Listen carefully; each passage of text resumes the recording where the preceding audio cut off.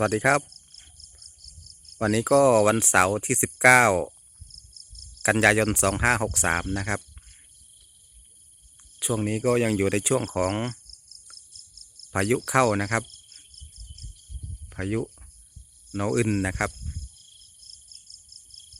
ก็ในหลายพื้นที่ก็ฝนตกนะครับจากบางพื้นที่ที่เคยแล้งก็เริ่มมีน้ำแล้วนะครับ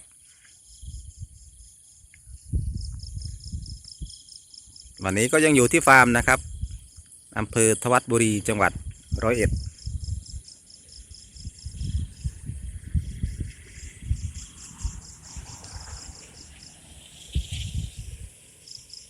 วันนี้ก็ครึ้มฟ้าครึ้มฝนทั้งวันนะครับจริงๆก็พายุเริ่มมาตั้งแต่เมื่อวานแล้วนะครับก็เริ่มฝนตกตั้งแต่เมื่อวานนี้นะครับจนถึงวันนี้วันที่19กันยายนนะครับ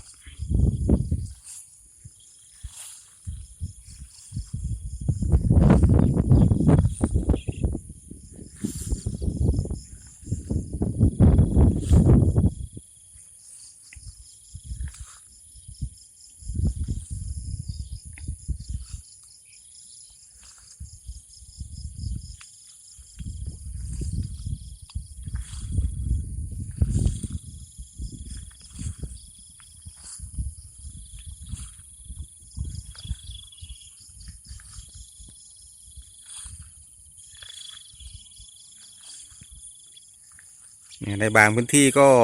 น้ำท่วมนะครับก็ขอส่งกำลังใจให้นะครับ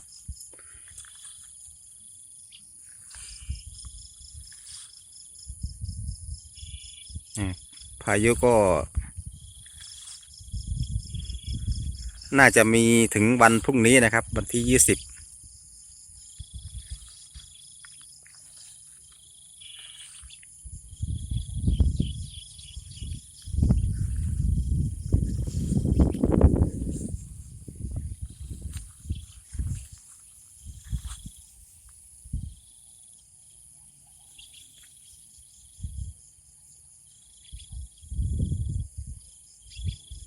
บรรยากาศยามเช้านะครับในช่วงเวลา6 โมงเช้านะครับตอนนี้ก็ฝนยังตกเบาๆอยู่นะครับแต่เมื่อคืนนี้ก็ตกหนักอยู่นะครับทั้งลมทั้งฝน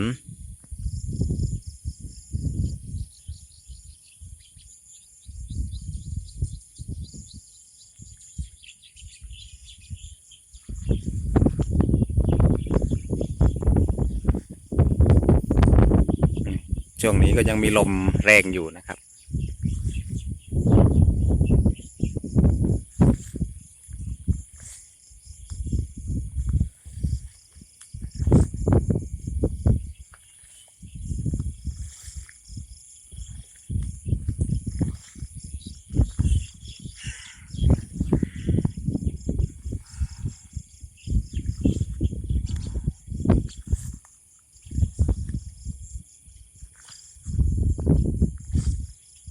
ต้นไม้ต่างๆก็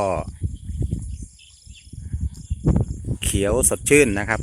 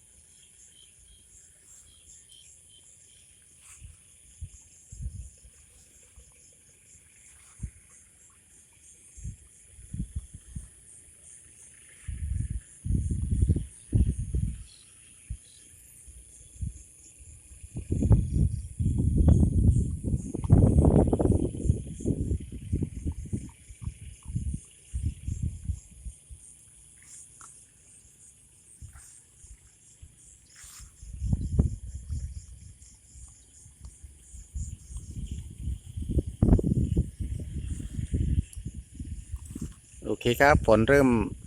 จะลงเม็ดใหญ่แล้วนะครับ คลิปนี้ก็ขอจบเพียงเท่านี้นะครับ เดี๋ยวเอาไว้เจอกันในคลิปต่อไปนะครับ คลิปนี้ด้วย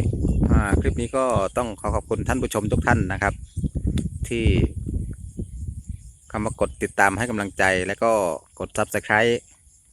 เพื่อเป็นกำลังใจให้นะครับ สวัสดีและขอบคุณครับ